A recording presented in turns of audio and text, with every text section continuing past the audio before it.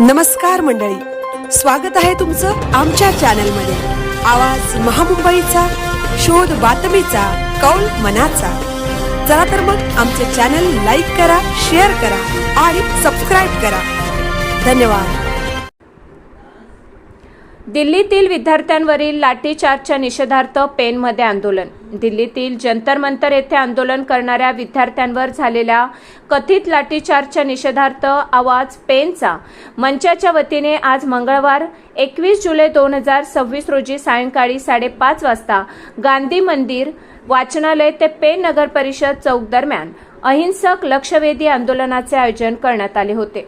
यावेळी युवक, युवती, पालक आणि नागरिकांनी या आंदोलनात सहभागी होऊन विद्यार्थ्यांवरील कारवाईचा निषेध नोंदवला।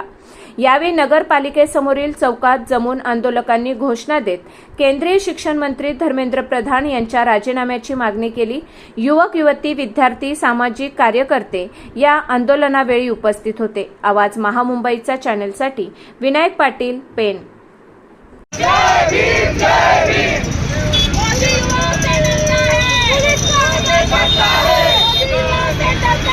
पुलिस को आगे करता है, पुलिस को आगे करता है, पुलिस को आगे करता है, पुलिस को आगे करता है।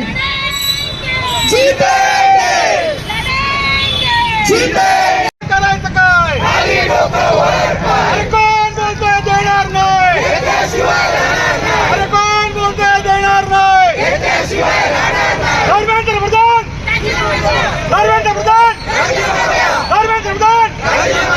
जय श्रीराम, जय श्रीराम, जय श्रीराम, जय श्रीराम। भारत माता की जय, भारत माता की जय, छत्रपती शिवाजी महाराज की जय।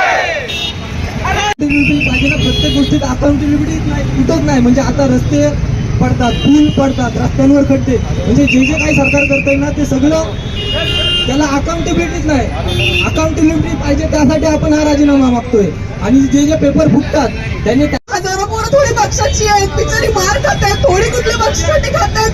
त्या बिचाऱ्या अभिजित चिपकेने एवढं मोठं हे केलंय, सगळं केलंय, कोणासाठी केलंय, कुठली कसलं फंडिंग, कोण काय करायचं, तुम्हाला फंडिंग बिल्डिंगचं तुम्हाला समजत नाही काय? इतके लाखो करोडो रुपये कुठून डोनेशन करणार आहोत आम्ही?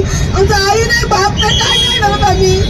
आमच्यासारख्या माणसं तरी विचार करायचे लोकांना काहीच नाहीये। फक्त एकच आमच्याकडे एकच गोष्ट आहे, आमच्याकडे एज्युकेशन आहे। फक्त आम्ही एज्युकेशनच्या भरोशावरती आमचं भविष्य ठरवतो।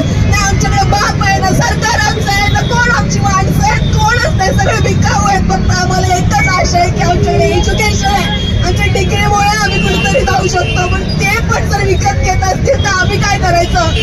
तुम्हाला फक्त 20 जणांना जेवढं दिसतंय, 20 जण, 20 आकडा नाही नसून तुम्हाला पण माहिती का आकडा जास्त आहे म्हणून, पण कोण बोलणार नाही। का बोलणार नाही? आम्ही अमुक पक्षाचे, आम्ही तमुक पक्षाचे आहोत आम्ही। मग काय करणार आहात तुम्ही? तुमची पोरं नाही का शिकत? सांगा फक्त। पक्षाचं इथे काहीच लेनदेन नाहीये। तुम्ही फंडिंग बिल्डिंग बोलतो त्याचं पण लेनदेन नाहीये। एवढी हजारो लोक कुठल्या फंडिंग बिल्डिंग साठी आले नाहीत, बिचारे मार खात आहेत।